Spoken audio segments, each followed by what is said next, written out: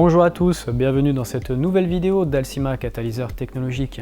Aujourd'hui, nous allons vous parler des matériaux de support. On va les distinguer en deux catégories, les matériaux de support soluble et les matériaux de support breakaway. Donc, le support soluble, aujourd'hui, on va les distinguer en deux sous-catégories. Les solubles à base d'eau et les solubles à base de solutions un peu plus techniques, type soude ou alcaline. Donc, on va tout d'abord aborder le PVA avec le PLA, ici présent, le BVOH, ici présent aussi, avec du PETG. Ces deux matériaux-là sont les plus utilisés dans le domaine de l'impression 3D FDM. Pourquoi? Parce que ce sont des matières qui sont solubles à l'eau, donc on peut facilement, je dirais, les enlever de l'impression 3D. Ils se dissolvent assez rapidement et si possible dans de l'eau chaude.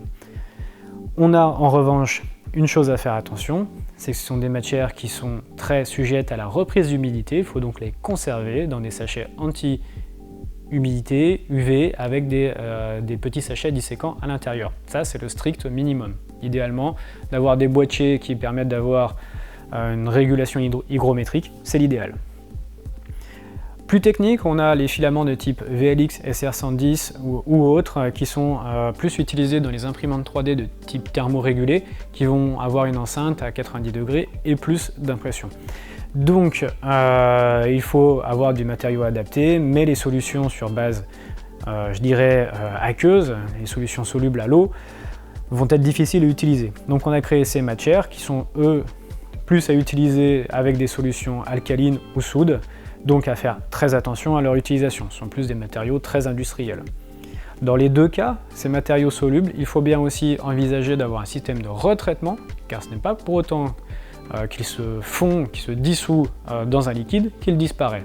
Bien au contraire, il faut derrière mettre en place un moyen, une méthode de retraitement. Il y a des spécialistes qui existent aujourd'hui dans le tissu industriel.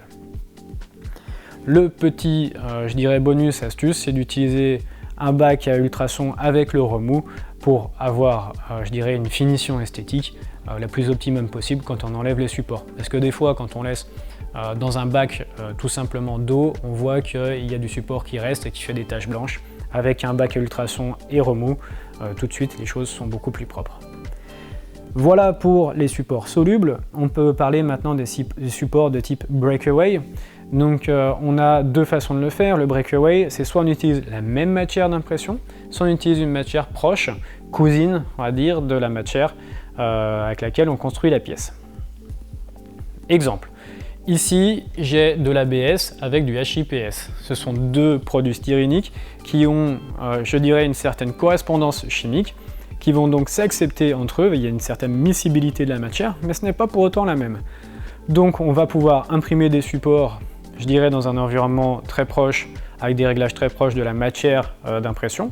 Par contre, on ne va pas avoir tout à fait la même formulation et donc à la fin, on va pouvoir enlever très facilement mécaniquement le support tout en laissant une très belle finition d'impression. Ça, c'est quelque chose qui se fait beaucoup.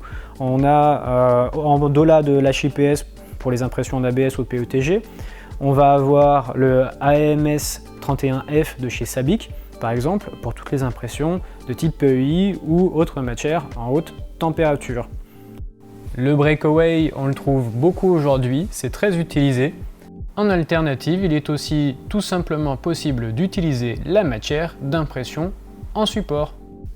Le tout, là, le secret, ça réside dans les réglages.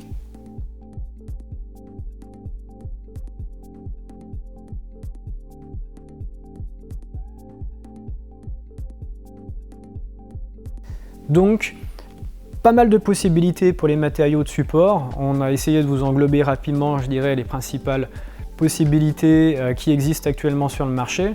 Il y a aussi pas mal de choses à essayer en matériaux support, par exemple pour les TPU, d'utiliser du PLA ou de l'ABS, une matière rigide qui est plus facile à enlever. En fait, il y a plein de possibilités à partir du moment où on utilise une double extrusion. Donc c'est vraiment très intéressant. Voilà, pas mal d'informations. Si vous avez des questions, n'hésitez pas à nous écrire à défier@alcima.tech.